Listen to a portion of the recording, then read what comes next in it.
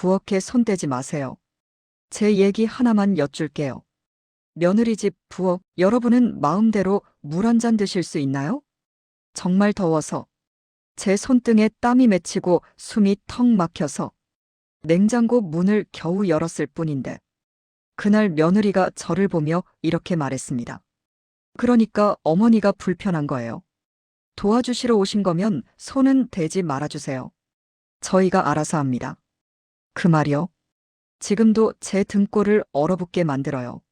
내 자식 집에서 내가 숨을 참아야 한다는 사실이. 그날 이후 저는 한 가지를 확신하게 됐습니다. 아, 나는 여기서 반갑지 않은 사람이구나. 이제 제 이야기를 하겠습니다. 혹시 여러분도 비슷한 경험이 있다면 댓글로 꼭 나눠주세요. 저는 박정옥입니다. 올해 69살. 초등학생들과 한평생을 보낸 사람입니다. 20살 때부터 교단에 섰으니 차크 냄새가 제 청춘이었어요. 아침마다 교실 문 열어주고 가방 무거운 애들 가볍게 매주고 받침 틀린 받아쓰기 고쳐주며 애들이 해맑게 웃는 표정에서 저도 살았어요. 남편은 갑자기 떠났습니다. 48 심장마비. 의지할 사람은 단 하나, 제 아들. 그래서 저는 아들을 위해 살았습니다. 먹이고 재우고 공부시키고 짧은 급여에서도 적금 꼬박꼬박 붓고 그러다 남편의 보험금까지 떨어진 날 저는 기쁜 마음이 더 컸어요. 아, 이제 이 돈은 우리 아들 사랑하는 사람 만나 결혼할 때 쓰겠구나. 늘 그 생각 하나였습니다. 내가 가진 거 다 줘도 괜찮다고 진심으로 믿었어요. 새 가족이라 불렀던 그날. 눈이 부시게 좋았다. 며느리 은지 처음 본 날. 아직도 기억나요. 말수가 조곤조곤하고 상냥한 웃음이 참 예쁜 아이였어요. 어머니, 저 잘할 수 있을까요? 조심스러운 첫 질문에 너만 행복하면 돼. 우리 아들이 널 선택한 이유가 있을 거야. 그렇게 답하며 단번에 마음이 갔죠. 결혼 준비 내내 제가 할 수 있는 만큼 했습니다. 신혼집 전세금 제가 댔어요. 가전, 가구, 혼수 중 부족한 부분들 제가 채워 넣었어요. 혹시라도 저 때문에 불편할까봐 아들 부부가 살던 30평 아파트를 조용히 제 명의로만 해둔 채 저는 월세로 옮겼습니다. 편하게 살아. 엄마는 괜찮다. 그 말을 손에 쥐고 제 마음 한켠이 구겨지는 건 제가 감당하면 될 일이라 생각했죠. 우리에서 저희가 되는 시간. 여러분, 관계는요, 갑자기 끊어지지 않아요. 서서히 말라갑니다. 결혼 초엔 종종 도착하던 문자. 어머니, 오늘도 좋은 하루 보내세요. 이 문자 하나에 하루가 환했습니다. 그런데 어느 순간 문자가 줄고 전화가 줄고 명절에나 보는 사이가 되었어요. 대화가 필요할 때만 울리는 벨소리. 특히 손주 생기고 나서는 더 그랬죠. 어머니, 내일 좀 봐주실 수 있으세요? 오늘 청소 좀 부탁드려요. 빨래가 밀려서요. 그럴 땐 유난히 부르는 호칭이 달라졌습니다. 어머니. 길고 달짝지근했죠. 하지만 제가 뭔가 말하려 하면 저희끼리 할게요. 차가운 벽처럼 돌아왔습니다. 언어는 참 솔직해요. 처음엔 우리라고 부르던 애가 어느 순간 저희로 바꾸면 그 순간부터 나는 이미 바깥 사람입니다. 냉장고 문 하나가 만든 다른 세상. 사건은 이렇게 시작됐습니다. 그날도 손주 봐달라 하니 달려갔습니다. 손주는 씻기고 재우고 집은 청소하고 빨래 돌리고 그렇게 몇 시간 허리가 휘도록 돌봤는데 날이 너무 더웠어요. 땀이 옷에 착 들러붙을 정도였죠. 냉장고 문을 열었어요. 물 한 잔 마시려고요. 딱 그 순간 은지가 현관문을 열고 들어왔습니다. 저를 보더니 잠시 멈추더군요. 그리고 이렇게 말했습니다. 어머니가 마음대로 부엌을 쓰시면 제가 불안해져요. 그 뒤에 덧붙인 말이 진짜였죠. 저희 집은 깨끗함이 원칙이에요. 어머니가 오시면 정리가 흐트러져서. 그러니까 다음부턴 손대지 말아주세요. 그 말을 듣는 순간 물컵이 아닌 제 손이 덜덜 떨렸어요. 나는 그저 내 집에서 내 손주를 위해 모든 일을 도왔을 뿐인데 손을 대지 말라니요. 나는 얼룩인가요? 그때 아들이 도착했습니다. 은지가 한 말을 듣고도 이렇게 말했습니다. 엄마, 은지가 예민해서 그래. 그냥 규칙은 지켜줘. 규칙? 나는 규칙을 어긴 존재였나요? 가족의 원칙에서 벗어난 존재였나요? 목이 꽉 막혀서 아무 말도 안 나왔습니다. 그날 집에 돌아가는 길, 저는 제 양손을 보며 계속 중얼거렸어요. 이 손으로 너를 키웠는데, 이 손이 불편하대. 손주 소식 왜 남을 통해 듣나요? 여러분, 손주 소식은 누구에게 제일 먼저 전해져야 할까요? 저는요, 어머니였던 제가 마지막에 알았습니다. 그날도 평소처럼 집에서 혼자 저녁 준비를 하고 있었죠. 같은 단지에 사는 지인 아주머니에게 전화가 왔어요. 정욱 씨 축하해요. 며느리 임신했다며. 이제 할머니네. 한동안 전화기만 바라봤습니다.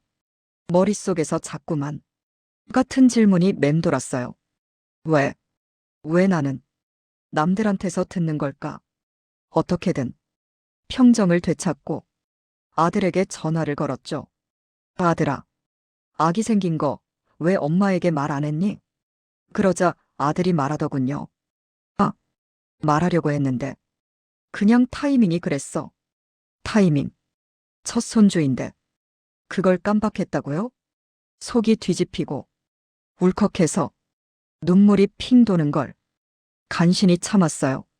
그래도 제가 먼저 축하 인사를 건넸습니다. 은지에게도 연락했죠. 은지야, 축하해. 입덧 심하면 엄마가 도울게. 잠깐의 정적. 그리고 차갑게 돌아온 한 문장. 괜찮아요? 저희끼리 해요. 저희끼리. 그 한마디 속에 너는 우리가 아니다. 그 의미가 대놓고 담겨 있었죠. 저는 그날 밤 잠을 설쳤습니다. 기쁜 소식이 나를 울리는 날이 될 줄 몰랐으니까요. 병실 문 앞에서 손 떨리는 손님이었다. 손주가 태어났다는 소식 아들한테서 전화로 들었습니다. 엄마, 드디어 태어났어. 건강한 아기야. 저는 밥하다 말고 앞치마도 던져두고 바로 병원으로 달려갔어요. 그런데요, 병실 문을 열자마자 제 발걸음이 멈추더군요. 은지 친정 식구들이 다 와 있었어요. 그들의 표정은 꽃피듯 웃음이었는데 저는요, 저를 보며 어색한 눈빛이 오갔습니다. 어머니 오셨어요? 왜 왔냐는 듯한 표정이었어요. 저는 애써 웃으며 말했죠. 축하하러 왔지. 손주 좀 볼 수 있을까? 그러자 은지는 조심스러운 척하며 이렇게 말합니다. 아기가 아직 면역력이 약해서요. 많은 사람들이 만지면 안 돼요. 그런데요, 그 많은 사람들 속에 저는 포함된 거고, 은지 친정 식구들은 제외였어요. 이미 아기 할아버지는 사진 찍고 있었고, 외할머니는 아기를 꼭 안고 있더군요. 저는 한 발도 더 다가갈 수 없었습니다. 병실 공기보다 관계가 더 차가웠어요. 그때 저는 깨달았죠. 혈연이 전부는 아니구나. 누가 가까운지 그건 누가 선택하느냐에 달린 거구나. 손주 얼굴 한 번 못 본 채 병실 문을 닫고 나오는데 제 그림자가 유리창에 비쳤어요. 아, 나는 가족이 아니라 손님이었다. 정말 손이 떨렸습니다. 쓰레기 봉투에서 마주한 정성. 손주는 태어나고 3달쯤 지났을 때였어요. 제가 할 수 있는 게 정말 아무것도 없더라고요. 도와주겠다고 하면 항상 같은 말. 괜찮아요. 저희끼리 할게요. 그래서 다른 방식으로 사랑을 건네고 싶었어요. 옷을 만드는 게 취미였던 제가 손주를 위해 예쁜 옷을 만들기 시작했어요. 작은 티셔츠, 양말, 모자까지 땀 흘리며 한 땀 한 땀 심혈을 기울였죠. 그리고 쑥스러워하면서 조심스럽게 건넸어요. 은지야, 시원한 천으로 만들었어. 애기 입혀보면 좋겠다. 은지는 말했습니다. 네, 감사합니다. 표정이 전혀 고맙지 않았어요. 며칠 후 동네 쓰레기 분리수거 날이었습니다. 아들의 집 앞을 지나가다 딱 눈에 밟힌 게 있었어요. 쓰레기 봉투 안에서 제가 만든 옷들이 보였습니다. 한 번도 안 입은 채로 깨끗하게 접힌 그대로 아무리 눈을 비벼도 현실이었어요. 그때 저한테서 작은 신음 같은 소리가 새어나왔습니다. 아, 내 마음이 쓰레기였구나. 그날 밤 저는 바늘을 손에 쥐어도 한 땀도 박지 못했습니다. 저를 향한 서운함이 조금씩 병이 되어가는 것 같았어요. CHAPTER 8. 자존심의 마지막 금. 전에는 생각했죠. 내가 참고 참으면 언젠가 고마워할 거야. 하지만 아니더라고요. 참는 사람 앞에는 요구가 더 많아집니다. 기대가 더 커집니다. 무시가 더 쉬워집니다. 손주 돌보러 오라 할 땐 다정한 척. 일 끝난 뒤엔 문 앞까지 배웅도 없이 닫히는 현관문. 저는 그 문이 제 자존심을 조금씩 부수는 소리가 들렸어요. 그리고 마침내 그날이 왔습니다. 부엌 앞에서 무너진 존엄. 무더운 여름날이었습니다. 은지가 잠시 외출하고 손주 낮잠 재우고 설거지하고 집을 정리했어요. 목이 너무 말라 냉장고에서 찬물 한 잔을 꺼내 마셨습니다. 정말 딱 그뿐이었어요.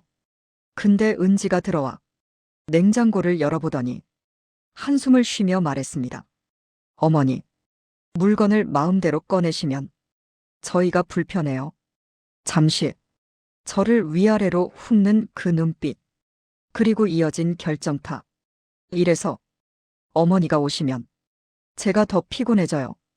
그 한 문장이 제 온몸을 쿡 찔렀습니다. 나는 가족을 불편하게 하는 사람이고, 나는 존중받지 못해도 되는 사람이고, 나는 고맙지 않은 존재였던 거죠. 그 순간 아들이 들어왔습니다. 모든 상황을 듣더니 엄마 편을 들어줄 거라 믿었는데, 엄마도 조심 좀 해. 은지가 예민한 거 알잖아.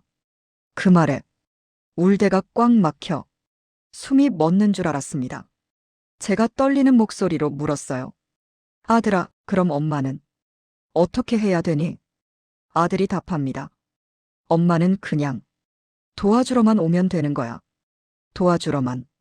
엄마가 아니라 베이비시터, 가정부, 손덤불. 그날 제 속에서 무언가 뚝 하고 끊어졌습니다. 그 집은 이제 제 이름에서 지웁니다. 여러분, 사람이 한계에 닿으면요, 말이 먼저 달라집니다. 제가 그날 처음으로 우리 집이라는 표현을 입에서 지웠어요. 며느리와 아들의 집을 부를 때 저는 조용히 그 집이라고 말했습니다. 그날 밤 저는 오래 묵혀둔 서류처를 꺼냈습니다.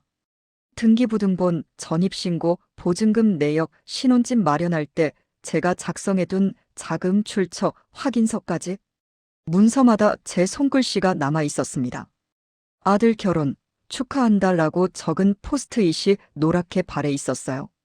휴대전화 연락처를 열고 부동산 중개사에게 전화를 했습니다. 네, 사장님.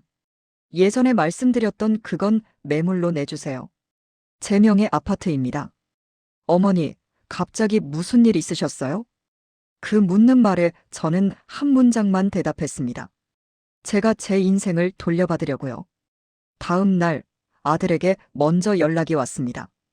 평소보다 숨이 가빴어요. 엄마, 진짜 올려. 잠깐만 얘기부터 하자. 얘기했잖니.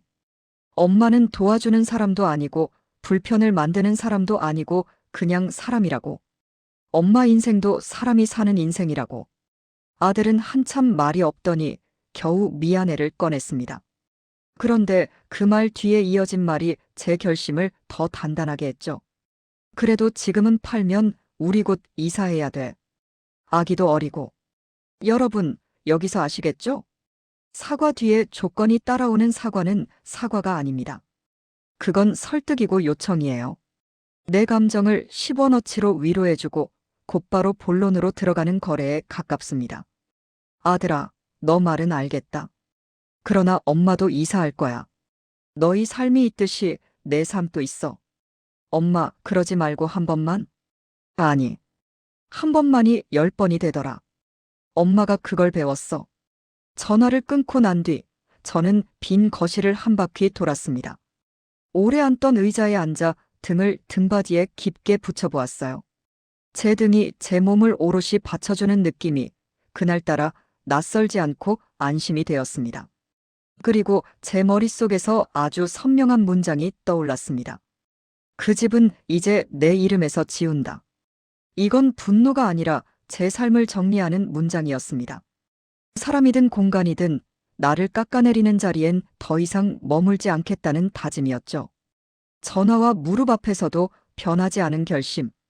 부동산 매물 등록이 끝나자마자 하루도 안 되어 전화가 쏟아졌습니다. 아들이, 며느리가, 그리고 며느리 친정 쪽까지. 어머니, 잠깐만 기다려달라. 사정이 있다. 우리 입장도 있다 말들이 많아졌습니다. 저는 전화를 피하지 않았습니다. 피하면 내가 틀린 사람이 되는 것 같아서요. 그 대신 문장 하나를 마음속에 새겨두고 전화를 받았습니다. 저를 설득하려 하지 말고 저를 존중해 주세요. 먼저 며느리가 찾아왔습니다. 현관 초인종을 누르는 손끝이 예의 바르게 떨리고 있었죠. 문을 열자마자 며느리는 허리를 깊게 숙였습니다. 어머니, 제가 정말 잘못했습니다. 제가 결혼하고 나서 어머니 존재를 부담으로 느꼈던 게 맞아요. 그런데 그렇다고 해도 말은 너무 심했어요. 제가 인정합니다. 저는 숨을 길게 들이마셨다가 내쉬었습니다. 그리고 제가 처음으로 그 아이에게 물었습니다. 은지야, 왜 나를 감시자로 봤니? 나는 도와준 사람이 아니었니? 멈칫하던 며느리가 천천히 고개를 들었습니다. 어머니, 도움이라는 말이 사실 전 더 힘들었어요. 고마워해야 한다는 의무감이 생기니까요. 덕분에 쉬어야 하는데 쉬지를 못했어요. 그래서 엉뚱하게 경계를 세우려고 일부러 차갑게 굴었어요. 그러다 선을 넘었습니다. 여러분, 듣다가 마음이 묘해졌습니다. 고마움을 견디지 못하는 사람, 그래서 상대를 밀어내는 방식으로 스스로를 지키는 사람. 그 마음을 몰라주는 건 쉬워요. 그러나 이해하려고 들면 사람의 사정이 보입니다. 은지야, 내 말 이해한다. 그런데 그때그때 솔직히 말했어야 해. 어머니, 저는 고마움을 감당해내는 게 서툴러요 라고. 맞습니다. 제가 그 용기가 없었습니다. 멈추지 않고 저는 제 선을 분명히 했습니다. 그럼 이제부터 이렇게 하자. 불러서 오게 하지 말고 내가 원할 때 간다고. 내가 원할 때, 내가 도울 수 있을 때, 내 조건으로, 내 방식으로. 며느리가 고개를 끄덕였습니다. 네, 그게 맞습니다. 제발 한 번만 기회를 주세요. 그때 아들이 도착했습니다. 현관에서부터 붉어진 눈. 제 앞에서 무릎을 꿇으려 하길래 저는 재빨리 아들의 팔을 잡고 세웠습니다. 일어나. 무릎으로 미안함을 증명하지 마. 생활로 증명해. 아들은 조용히 고개를 끄덕였고 그날 우리는 3가지 약속을 했습니다. 부탁은 일정과 범위를 맞춰서 사전에 말한다. 말의 온도를 지킨다. 불편하면 그때그때 솔직하게 전한다. 경제 공간의 경계를 서로 존중한다. 냉장고 문 포함. 그리고 마지막으로 제가 제 편을 위해 덧붙인 약속 하나. 나는 내 삶의 중요한 일을 우선한다. 필요한 날에만 내가 기꺼이 도울 수 있을 때만 간다. 여러분, 그날 밤 저는 아무것도 하지 않고 가만히 누워 천장을 봤습니다. 눈물이 나지 않았습니다.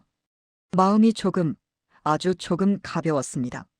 미워하는 대신 경계를 세웠기 때문입니다. 미움은 끝을 모르고 자라지만 경계는 성장에 균형을 줍니다. 잃은 것이 아니라 되찾은 것. 시간이 지나면서 제 생활은 놀라울 만큼 단순하고 단단해졌습니다.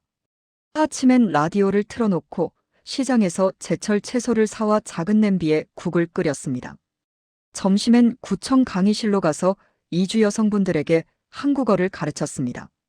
받침 하나를 정확히 발음할 때마다 눈이 번쩍 뜨이는 그분들을 보면서 저는 제 오랜 직업의 기쁨을 다시 맛봤어요.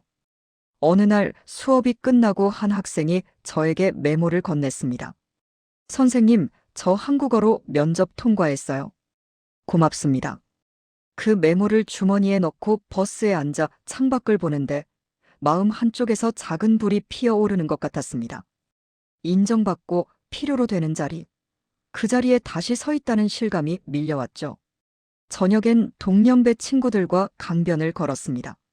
발목이 조금 아파오면 속도를 늦추고 바람이 차가우면 소매를 끌어올려 서로의 목에 둘러주었습니다. 대화는 대수롭지 않은데 이상하게 그 시간들이 제 빈 곳을 정갈하게 채웠습니다. 아들이 가끔 전화를 합니다. 엄마, 토요일 오전 가능해? 저는 제 스케줄을 확인하고 대답합니다. 그날은 안 돼. 수업 있어. 일요일 오후는 내가 괜찮다. 처음엔 아들이 당황하더니 이젠 자연스럽게 묻습니다. 엄마, 언제가 괜찮아? 여러분, 단어 하나가 바뀌면 관계가 달라집니다. 올 수 있어? 에서 언제가 괜찮아? 로. 요청은 상대를 도구로 부르지만 조율은 상대를 사람으로 대합니다. 손주도 제게 익숙해졌습니다. 집에 오면 작은 손으로 제 손을 꼭 잡고 거실을 빙빙 돕니다. 어느 날은 저를 보더니 제 무릎에 앉아 귀에 대고 속삭였어요. 할머니, 냉장고는 내가 열어줄게. 저는 웃음을 참지 못했습니다. 그래, 냉장고는 내가 열고 할머니 마음 문은 할머니가 열게. 저는 잃은 게 아니었습니다. 되찾은 것이었습니다. 제 시간, 제 언어, 제 자존심. 가족이란 결국 무엇입니까? 이제는 제게도 질문이 생겼습니다. 가족이란 무엇일까? 비입니까? 의리입니까? 의무입니까? 저는 이렇게 정의하고 싶습니다. 가족은 기대로 묶이는 게 아니라 경계를 존중하며 이어지는 사람들이다. 가족은 가까움으로 상처내는 사이가 아니라 가까워도 선을 지켜주는 사이다. 여러분, 혹시 지금 냉장고 문 앞에서 주저하고 계신가요? 물 한 잔 정도는 괜찮겠지 하고도 누군가의 눈치를 보느라 숨을 참는 중이신가요? 그렇다면 제 이야기를 기억해 주세요. 냉장고 문은 가벼워도 마음 문은 무겁다는 걸요. 마음 문은 한 번 세게 닫히면 이전처럼 쉽게 열리지 않습니다. 그러니 너무 늦기 전에 이렇게 말해보세요. 여기까지가 내 자리입니다. 당신을 사랑하지만 나도 나를 지키겠습니다. 여러분, 저는 화해했습니다. 그런데 그 화해는 이전으로 돌아가는 화해가 아닙니다.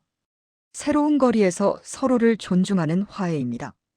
저는 그 거리를 자유라고 부릅니다. 오늘 제 이야기가 누군가의 숨을 한 번 더 깊게 도와드렸다면 좋겠습니다. 비슷한 시간을 지나시는 분이라면 꼭 댓글로 당신 이야기를 들려주세요. 우리가 서로의 경계를 배울 수 있게요. 그리고 가능하시다면 당신의 안부부터 물어보세요. 오늘 나는 나를 잘 지켰는가? 그 질문에 예라고 답할 수 있는 하루가 당신께도 제게도 가족에게도 조금씩 늘어가기를 바랍니다. 감사합니다.